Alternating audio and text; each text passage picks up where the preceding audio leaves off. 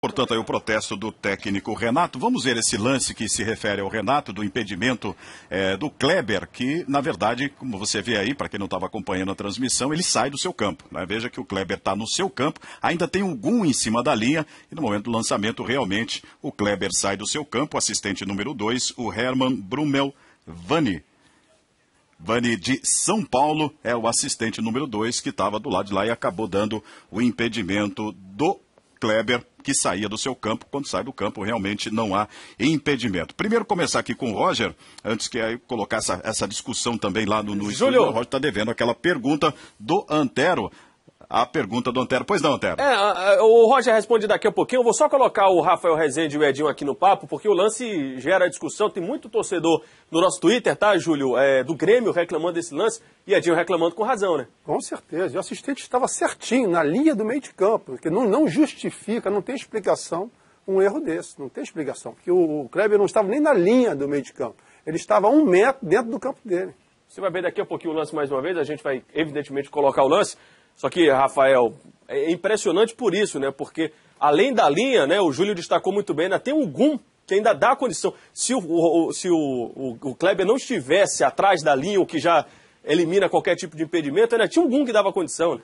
Essa é a palavra, impressionante. É o que chama a atenção. De cara você procura o posicionamento do assistente. Ele está na reta do meio campo, na reta da linha. Bem posicionado. Bem posicionado, acompanhando a jogada. Tá aí o lance, ó. É inexplicável a marcação. É o assistente que levanta a bandeira no susto. Vê alguém livre, sozinho, possivelmente de cara para o gol, que é o que aconteceria com o Kleber, e levanta a bandeira no susto. Eu acabo falando demais, não deixei nem o Roger dar o boa noite. Vamos ouvir a voz do Roger Flores, ele também vai analisar para a gente aqui esse resultado de 1-1 lá do Maracanã. Júlio Oliveira, Roger Flores. Roger, agora todo especial, boa noite para você. Boa noite, Antero, Rafa, Edinho, Júlio, amigos do Sport TV. Primeiro eu vou responder a pergunta, né, se o resultado foi justo. Ou se há justiça no futebol. Justiça no futebol não há. Mas, na minha opinião, o resultado foi justo, sim, Júlio.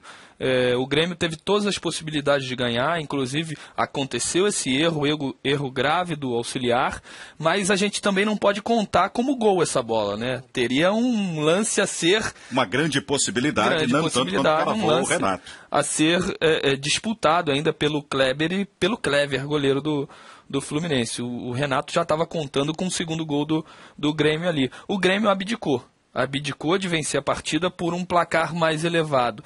Quando o Birubiru foi expulso, o Grêmio ainda tinha as 3 substituições para fazer. E fez as substituições conservadoras.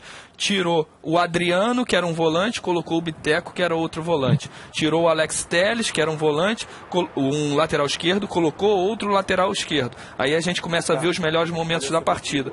O Grêmio poderia usar um pouquinho mais. Tinha o Zé Roberto no banco, tinha o Paulinho, o atacante, no banco.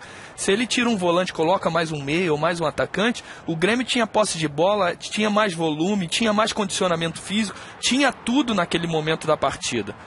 Você vê que a gente voltando a analisar desde o primeiro tempo, as melhores chances do Grêmio, sem dúvida nenhuma, uma grande defesa do Clever, 2 finalizações do Souza, uma de dentro da área com a perna esquerda, outra de fora da área com a perna direita. Aí a grande possibilidade do Fluminense até o gol do Grêmio. Você vê que o Grêmio, na verdade, depois que foi um pouco atacado, foi pressionado, o Fluminense é que saiu para responder em cima do Grêmio. Exatamente. Até o gol do Grêmio, essa foi a única possibilidade do Fluminense. O Grêmio faz o seu gol de escanteio, né? O Bressan sobe mais do que todo mundo, cabeceia, pega na trave, volta para ele e finaliza, faz 1-0. A partir daí o Fluminense cresce, né? Praticamente no abafa, teve grandes oportunidades e o Marcelo Groi apareceu na partida, né, como grande personagem. Salvou algumas bolas, principalmente no abafa, tirando o espaço do Wagner. Foram 3 possibilidades do Wagner que ele sai fazendo abafa em cima do Wagner, fazendo grandes defesas. Teve essa falta do Jean também. O Sobis tentou algumas finalizações que não conseguiram encontrar o gol. O Fluminense terminou melhor do que o Grêmio a primeira etapa. Poderia até ter saído com um empate no primeiro tempo pelas possibilidades criadas logo após o gol do Grêmio. Não fez. Volta para o segundo tempo o Fluminense com modificações, né? Ele tira o Anderson. Ele começou com 3 zagueiros, o Edinho fazendo o terceiro zagueiro. Aí ele tira o Anderson que foi o zagueiro que não esteve bem na partida. Inclusive, Aparentou muito nervoso, o Anderson. Inclusive, foi muito criticado pelo Vanderlei Luxemburgo durante a primeira etapa. E aí ele coloca o Felipe para dar uma posse de bola maior, encontrar melhor os passes. E o Fluminense teve mais volume. Depois ele colocou o Marcos Júnior para criar mais possibilidades pelos lados. E aí logo depois o Birubiru foi expulso, Ju.